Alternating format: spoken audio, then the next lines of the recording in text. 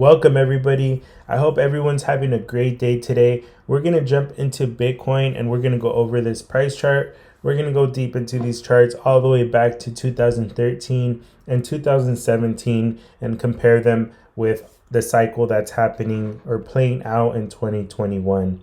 So starting off with 2021, we can see that we had our Pi cycle top back in mid-April at 65,000.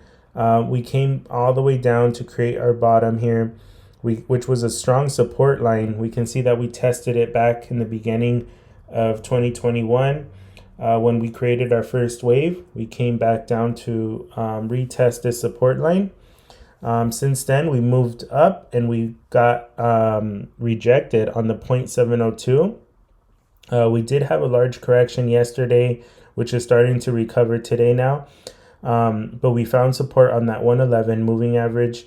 So far, our two EMAs they're still looking bullish. It's not looking bearish. They haven't crossed yet. So I'm keeping a close eye out on this. And if you guys like these quick updates and want to stay informed on where this market is heading, make sure to subscribe and click that bell notification. That way you guys get notified when I upload a new video. And let's jump into the 2017 chart. We can see that we had our Pi cycle top. It was almost at $20,000. This was back in December of 2017. We came down to create that bottom. We came back up and we got rejected on that 0.702. We came down and we can see this is, if I had to compare 2017 to 2021, I would say that today we're somewhere in this area.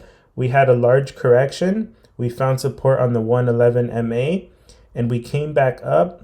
And we're starting to retest the two EMAs. Now, here in 2017, we got rejected. They crossed and everything became bearish. We rolled over and we started trading underneath all moving averages. So far, that hasn't happened yet, but I just wanted to make a note of that. I'm not saying that that's what's going to happen, but I'm just comparing 17 to 21. Now, going to 2013, we can see we had our Pi cycle top. It was almost 12,000. And we can see this was back in December 2013.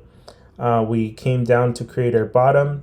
We came back up to that 0.702. And then we came down. We had a large correction. We got support on the 111 MA. In this chart, we did get above our two EMAs. We were trading above the 20 EMA. However, we did create a double top here. And we got rejected on the 0.702.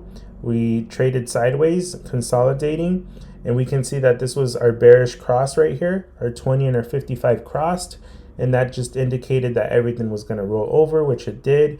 We started trading underneath all moving averages, and if we were to get a percentage of that drop from our top down to the bottom, we can see that it's roughly 70% drop.